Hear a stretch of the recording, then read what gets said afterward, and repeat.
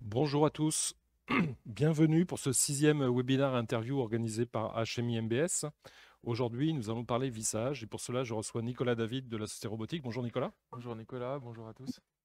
Donc, je me présente, je suis Nicolas Bouet, directeur général au sein de la société HMI MBS.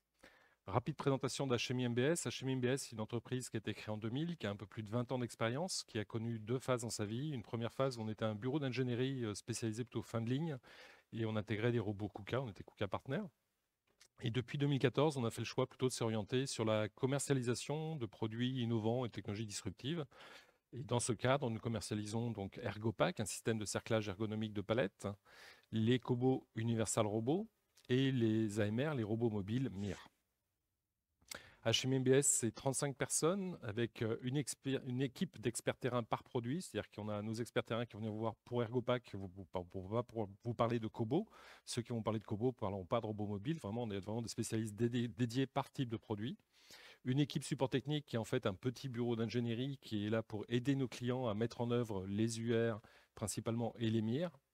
Une équipe SAV, tout le service après-vente est réalisé au sein de nos locaux situés à côté d'Orléans et une équipe support administratif. Aujourd'hui, HMI MBS réalise un chiffre d'affaires de l'ordre de 10 millions d'euros.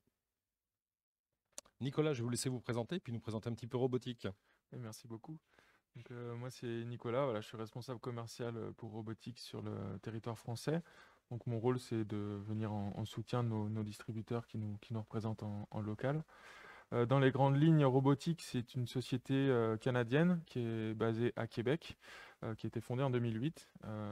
Et depuis début 2019, nous avons un bureau à Lyon pour couvrir le marché européen, pour tout ce qui est support technique, réparation, et puis où est basée l'équipe de vente, voilà, D'accord. pour le marché européen.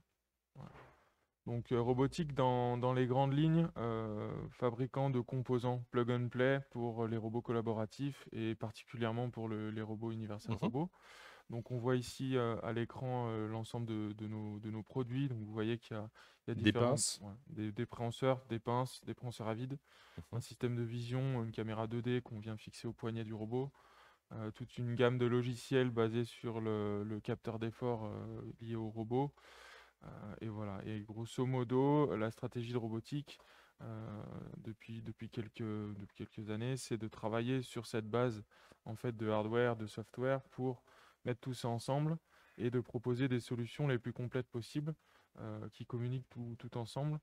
euh, Aujourd'hui, on va retrouver des solutions de palettisation, de palettisation, de de polissage, ponçage, voilà, ponçage. tout ce qui est finition, Mhm. chargement, déchargement de machines, et puis la solution dont on va parler aujourd'hui, la solution de vissage. De vissage. Au niveau Universal Robot, donc, je pense que quand même beaucoup de gens commencent à connaître ces sociétés. Donc, Universal Robot, c'est une société danoise qui est située à Odense. Elle a été créée en 2005, elle commercialise ses robots depuis 2010. En 2015, elle est revenue sous pavillon américain parce qu'elle a été rachetée par Teradyne, une entreprise basée à Boston. 2018, Universal Robot a reçu le prix Engelberger, qui est le prix Nobel dans le domaine de la robotique. Aujourd'hui, Universal Robot, c'est plus de 55 000 robots vendus dans le monde, une présence dans 130 pays, une part de marché de l'ordre de 60% et une certification ISO 9001. Dans notre périmètre HMIBS, on est devenu distributeur Universal Robot en 2012. On a fait partie des premiers distributeurs Universal Robot. On a fait partie des premiers à croire en la cobotique en France. En 2016, on est devenu préféré distributeur et cette année, on est devenu Platinum distributeur. Alors, concrètement, en 2021, HMI MBS est le premier distributeur français Universal Robot, le deuxième distributeur européen et le cinquième distributeur mondial. On a vendu un peu plus de 900 unités à ce jour. La gamme UR, c'est deux grandes familles. La gamme CB3, qui est la famille historique, puisqu'elle est existante depuis 2014, et la gamme E-Series, qui est la dernière génération. Dans la gamme CB3, on va retrouver un UR3 qui est capable de porter 3 kg, un UR5 5 kg et l'UR10 10 kg. Et dans la gamme E-Series, on va retrouver de la même façon l'UR3, UR5, avec une petite particularité sur l'UR10, parce qu'il est capable de porter 12,5 kg depuis le mois de mai de cette année, et l'UR16 qui est capable de porter 16 kg. La grande évolution, elle est liée principalement d'une part au capteur d'effort qui est directement intégré dans le robot e-Series et aussi sur la partie fonction de sécurité. Il y a beaucoup plus de fonctions de sécurité et le robot est beaucoup plus agile, beaucoup plus réactif du fait que la communication entre le robot et la baie est beaucoup plus rapide. Donc, on est là pour parler vissage. Allons-y.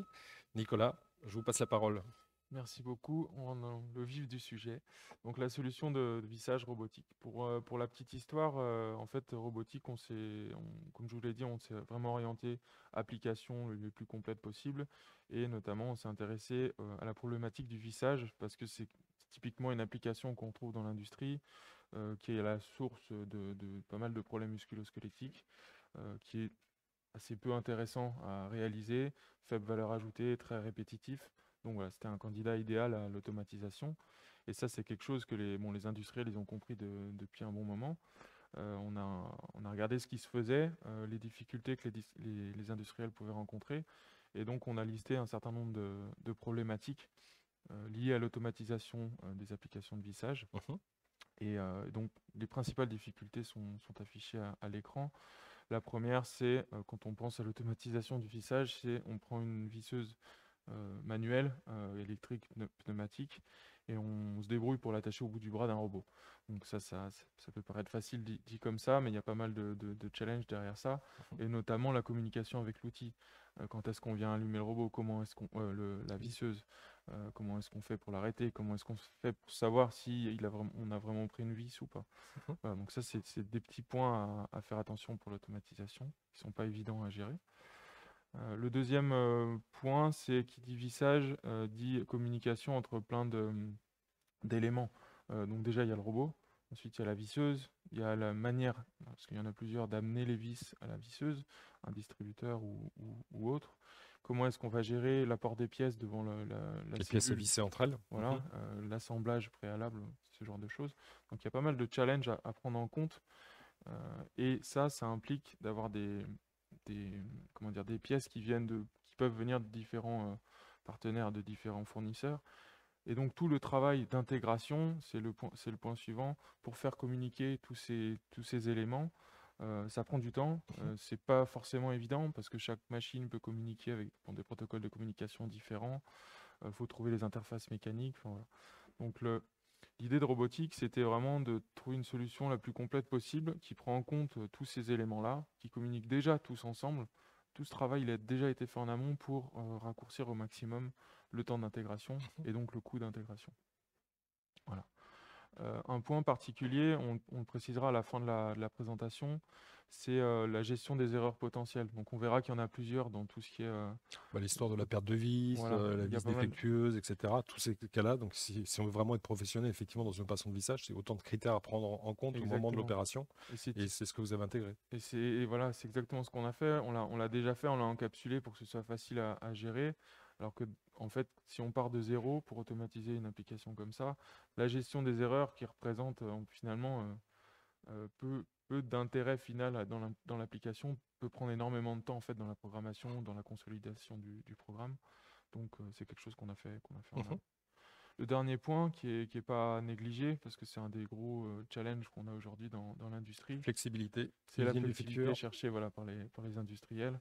Les différents produits qu'on va faire dans la journée, les différentes références. On peut avoir voilà, des petites, moyennes séries qu'on va venir changer plusieurs fois par jour. Donc notre produit, il a vocation à être flexible dans le sens où il est adaptable à différentes configurations. Donc, type de vis, longueur Mhm. de vis, ce genre de choses. Très bien. Donc maintenant, ce que je vous propose potentiellement, c'est d'aller, on a la chance de disposer d'une visseuse ici. Oui, C'est peut-être nous la présenter physiquement. Ça va être la meilleure solution. allons-y. Donc, vous avez devant vous la cellule de vissage de robotique. Donc, dans les grandes lignes, on a un robot UR5 e-Series. Donc, comme vous l'a dit Nicolas Bouet tout à l'heure, le capteur d'effort est intégré déjà au bout du robot. C'est important parce qu'on va s'en servir et on va le voir dans le programme. On se sert des données de ce capteur d'effort pour gérer l'application. Ensuite, nous avons la visseuse en soi, qui est une visseuse électrique. Donc, vous voyez que toute la communication et la puissance pour la visseuse vient du robot et passe par ce câble-là.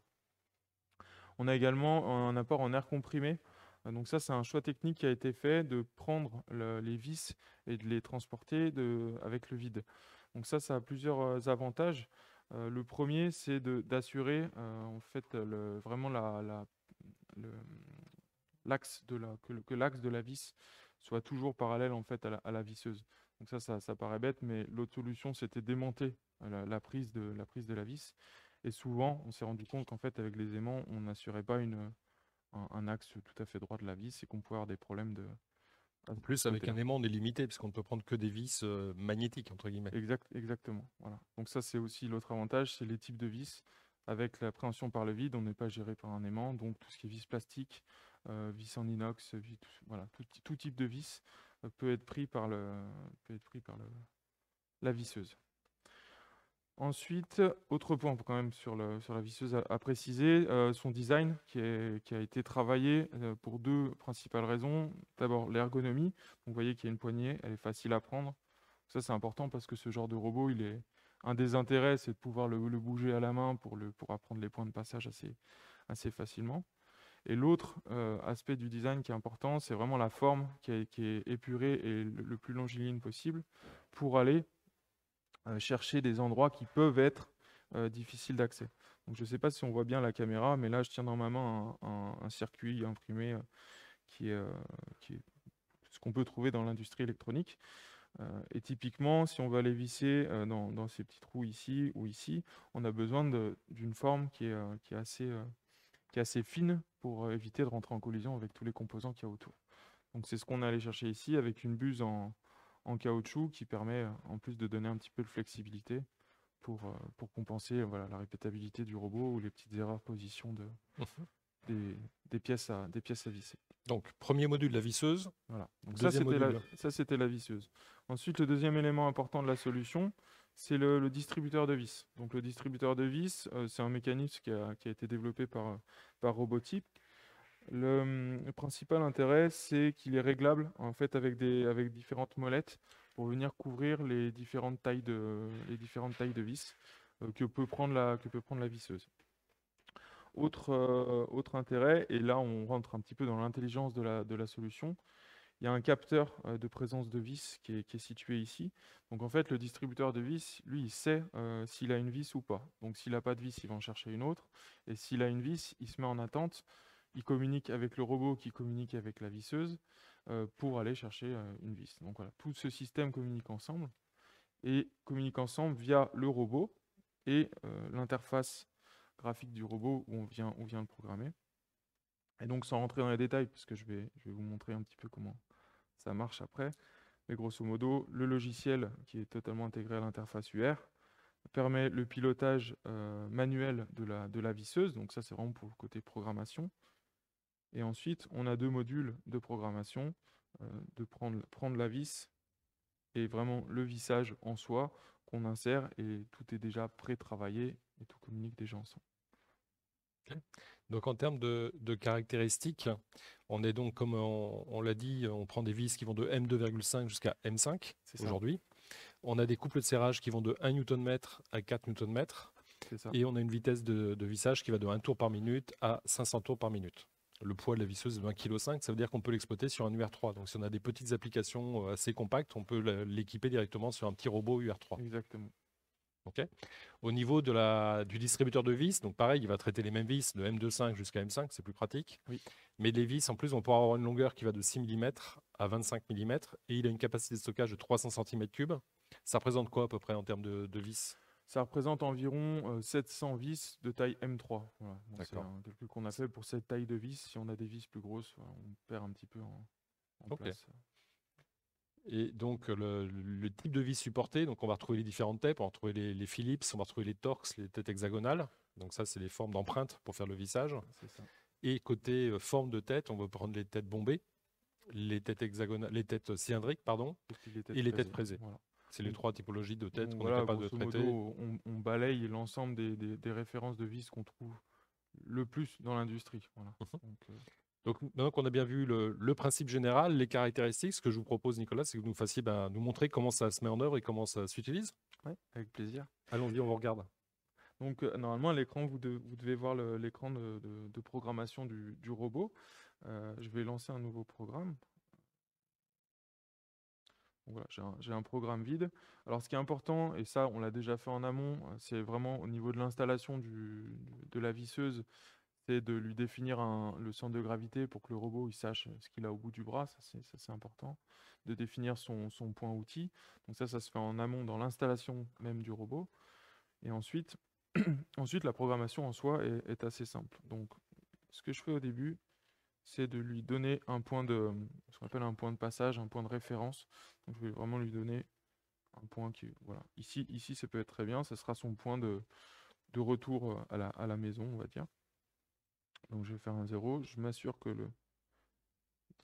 le robot soit bien perpendiculaire à la surface sur laquelle on va travailler. Et je valide. Donc ça, c'est mon point de base. Ensuite, je vais aller dans les URCAPS et je vais utiliser le nœud de programmation robotique qui s'appelle PixScrew. Donc là, on va vraiment venir programmer la prise de la vis sur le distributeur. Donc pour ça, il y a plusieurs choses à renseigner. La première chose, c'est les variables qui sont associées en fait à l'état, donc en marche ou à l'arrêt du distributeur de vis. La deuxième variable, c'est la présence ou non de vis. Donc ça, c'est pour que la visseuse elle puisse communiquer correctement. Le distributeur est donc relié aux entrées tout ou rien du robot, en fait. Exactement. Ça passe tout via le contrôleur du robot et tout ça communique ensemble. Okay. Donc je vais associer la variable d'état de fonctionnement du distributeur et je vais associer la variable qui est liée au capteur de présence de vis. Donc c'est celui-là. Ensuite, je vais lui donner une position de prise. Donc la position de prise de la vis, il faut que je vienne bouger. Donc vous voyez, je prends la visseuse par la poignée et je l'amène doucement. Donc là, faut essayer d'être assez précis parce que ça doit toujours être exactement le même point. Donc on vient et on va insérer le... Alors, hop. Voilà, on doit être pas trop mal. Je valide. Ça m'a généré automatiquement une position d'approche.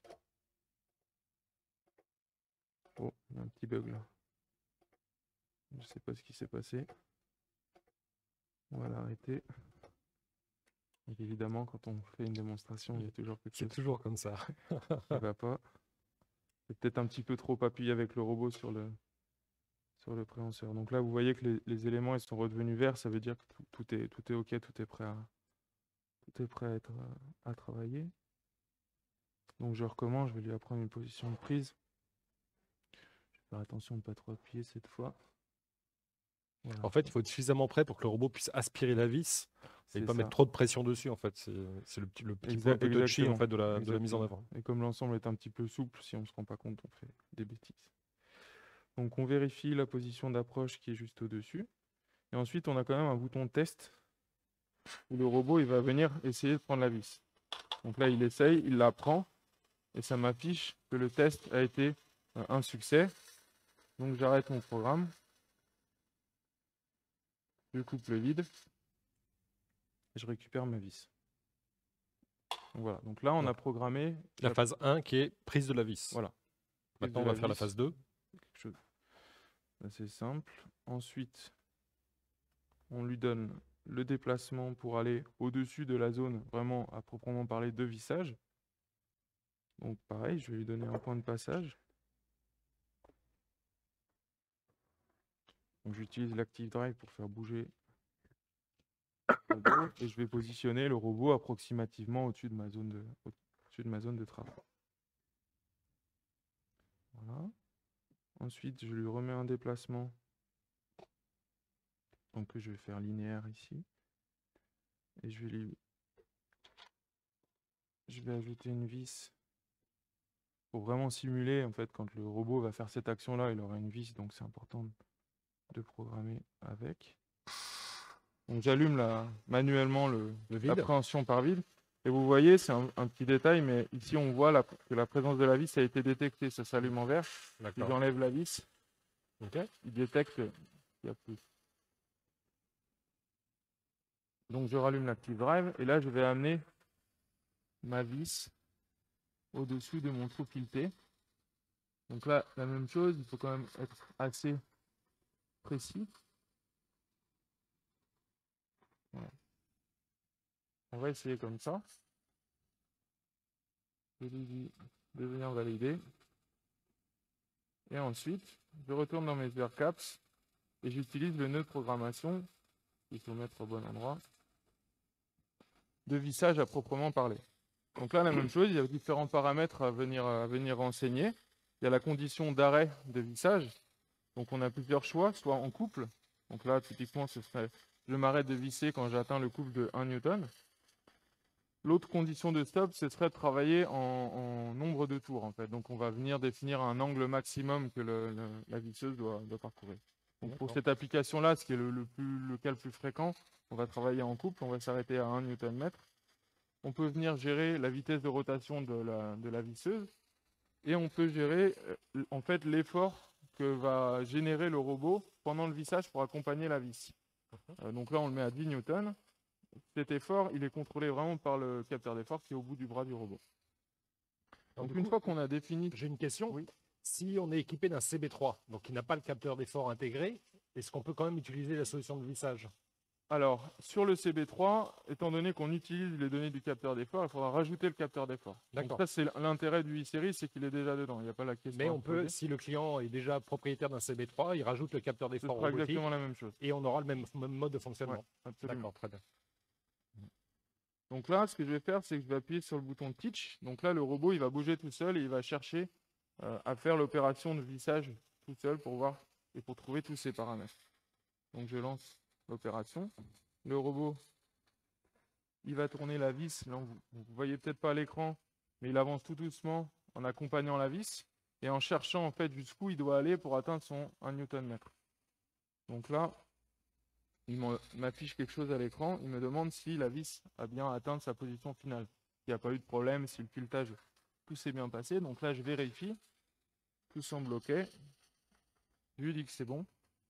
En fait, en faisant cette opération, le robot, il va chercher plusieurs informations. Il va chercher la position de départ où il doit commencer à tourner, sa position finale, le début du filetage si le trou n'est pas fileté tout du long du trou. Voilà, il vient chercher différents paramètres. Et c'est assez important, en fait, parce que c'est suivant ces paramètres qu'on va réussir à gérer toutes les erreurs potentielles qu'on verra juste après dans la présentation. Donc, là, je lui ai appris à venir vraiment visser à cet endroit-là. On met la vis dans le distributeur. Et en fait, on a terminé notre programme. Je vais simplement rajouter un point de passage à la sortie du programme, ce qu'on va appeler un point de dégagement. Donc je vais lui dire tout simplement, tu reviens ici. Et là, je peux lancer mon programme pour voir ce que ça donne.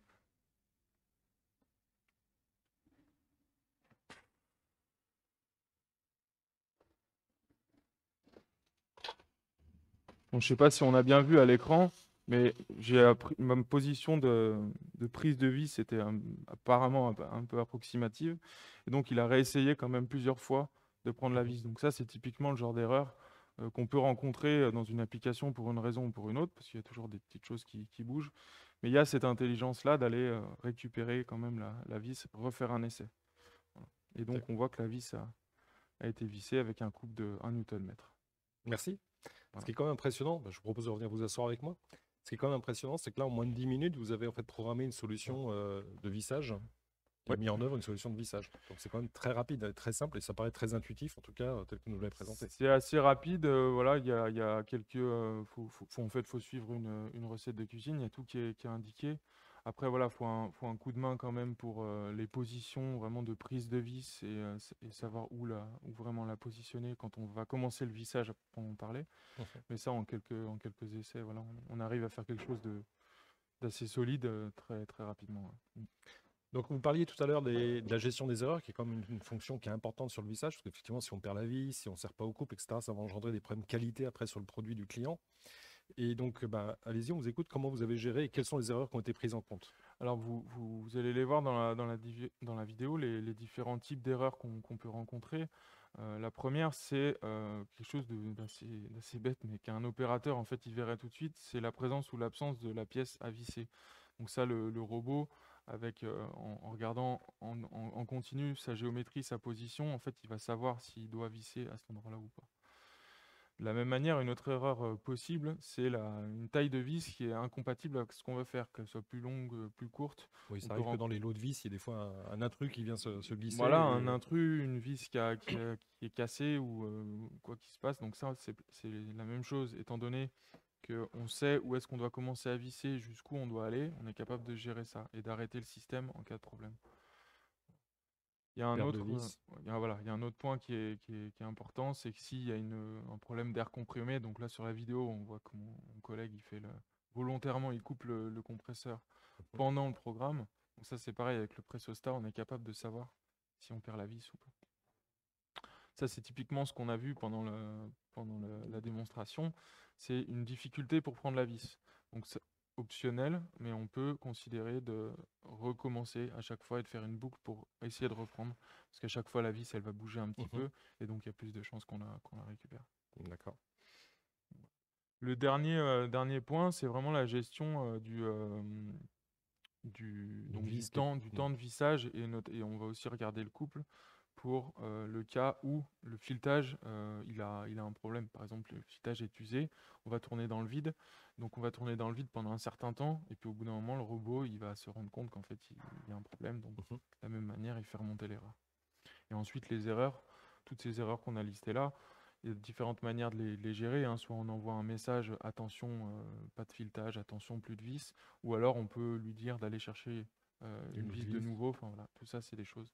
Ensuite, c'est de la programmation et on peut faire des choses assez sympas. Très bien. Bah, écoutez, je trouve que c'était très intéressant. Donc, on va arriver sur la partie questions-réponses. Alors, moi, j'ai une première question avant d'aborder les questions, répondre aux questions de notre public aujourd'hui. J'ai vu sur la vidéo, justement, des détections d'erreurs qu'il y avait des barrières immatérielles. Est-ce que vous pouvez nous en dire un petit peu plus sur la gestion de la sécurité? Oui, c'est une très bonne question, sujet important. Donc effectivement, nous, on préconise de protéger la cellule de vissage suite à l'étude de l'analyse des risques qu'on a fait, comme toute cellule automatisée. En fait, notre visseuse, avec l'appréhension par le vide, en fait, la vis va toujours dépasser de la visseuse. Et donc, on considère que c'est un risque suffisant pour avoir besoin d'être protégé. Donc, typiquement, une barrière immatérielle à quelques centimètres de la cellule automatisée, c'est une solution qui est très adaptée. Voilà.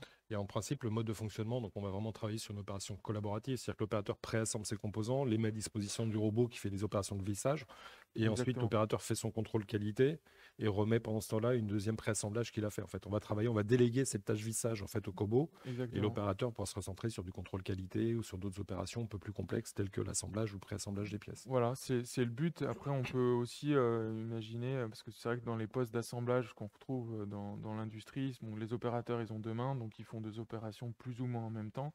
Et typiquement, la pose d'une pièce sur l'autre avant le vissage, ça c'est quelque chose qu'on peut intégrer avec le même robot, puisque cette visseuse, elle permet de mettre une interface mécanique pour avoir une pince, par exemple, ou un préhenseur quelconque. C'est qu'on peut mettre un préhenseur double sur le même robot, voilà, et donc prendre la pièce, la positionner, aller chercher une vis et visser. Voilà, c'est des exemples de... Donc, on va répondre aux questions. Donc, première question qui était abordée, naturellement, vous allez jusqu'à M5. Quid du M6? Pour l'instant, ce n'est pas disponible. Voilà, j'ai pas de réponse. C'est le grand classique. Nous, c'est pareil, on va jusqu'à 16 kg et les gens nous posent des questions. Quand est-ce que vous faites des robots plus gros, etc. De toute façon, on n'a jamais de limite, entre guillemets.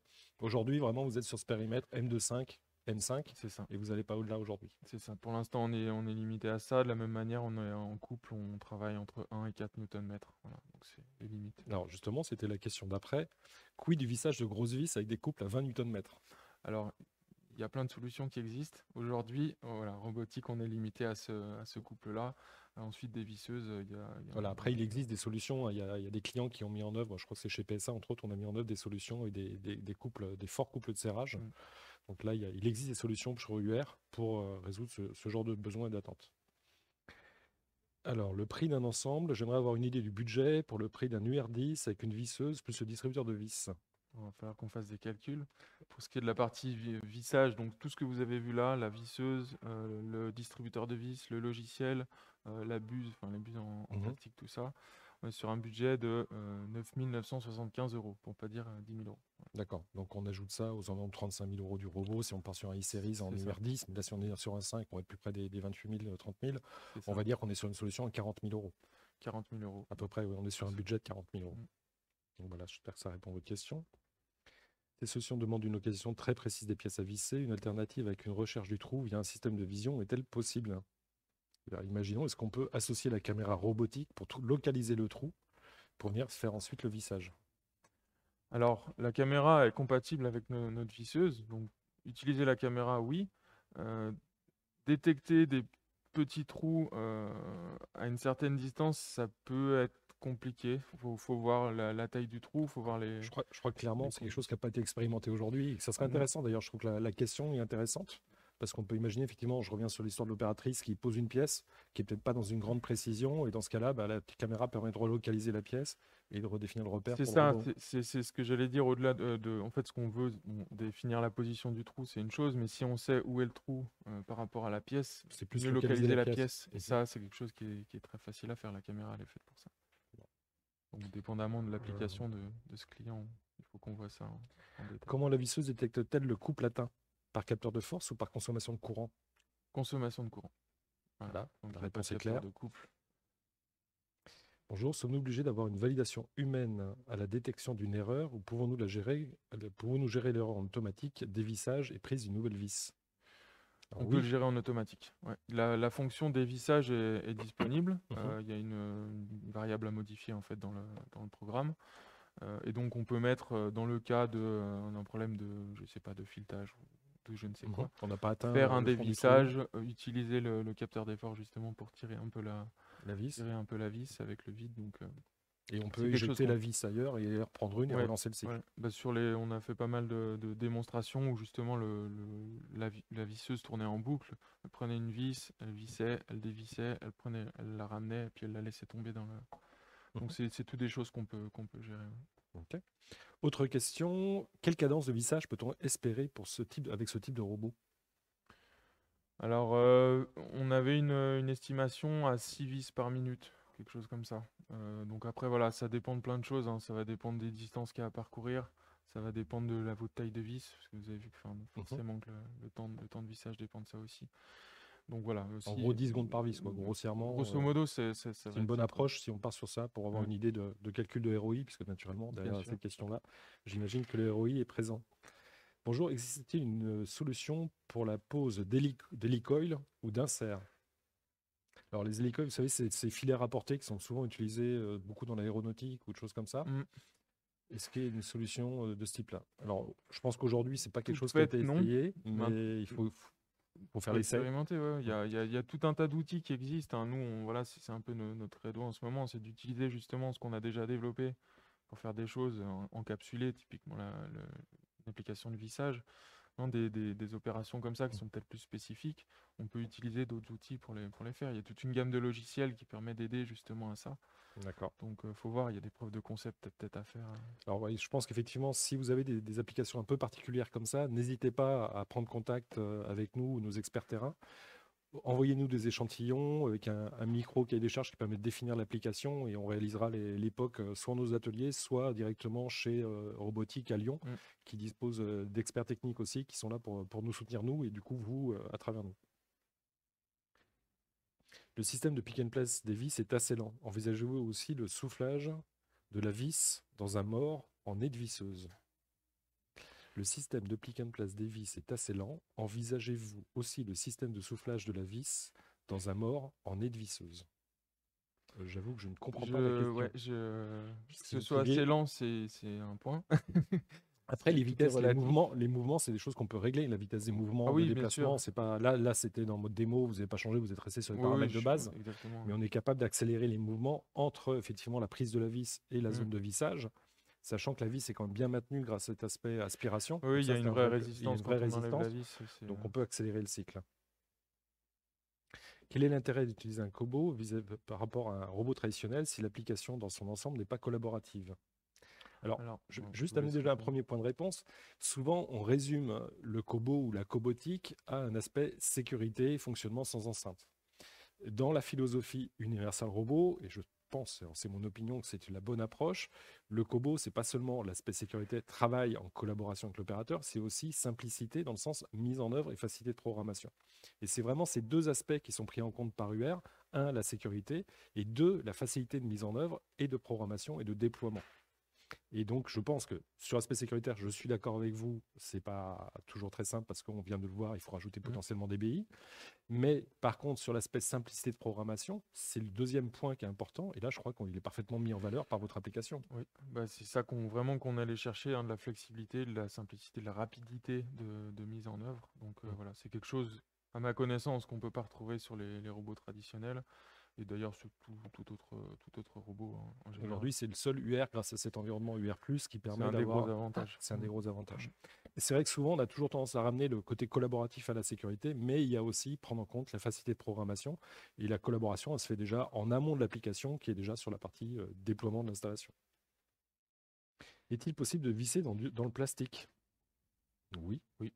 Alors, je ne sais pas si la question va là. Est-ce que c'est possible d'utiliser des vis auto-taraudeuses?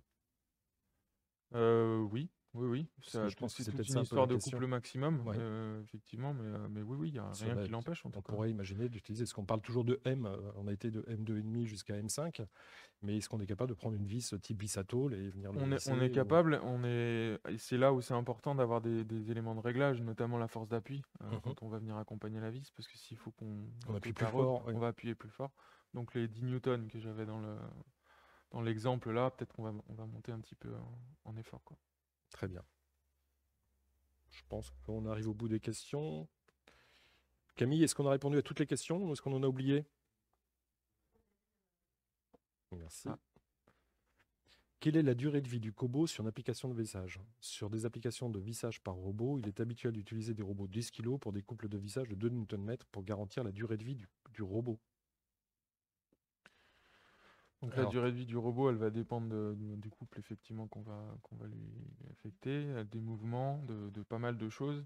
Et je crois savoir qu'il y a même un logiciel maintenant qui permet d'analyser notamment voilà. ce qui se passe dans le robot pour certifier. Sur UR, aujourd'hui, on dispose d'outils en fait, qui nous permettent de vraiment tracer les efforts, les courbes d'intensité, les positions, etc. de chaque articulation pour vérifier qu'on utilise le Kobo vraiment dans son périmètre d'usage et pas sortir des bornes et risquer effectivement de détériorer le Kobo.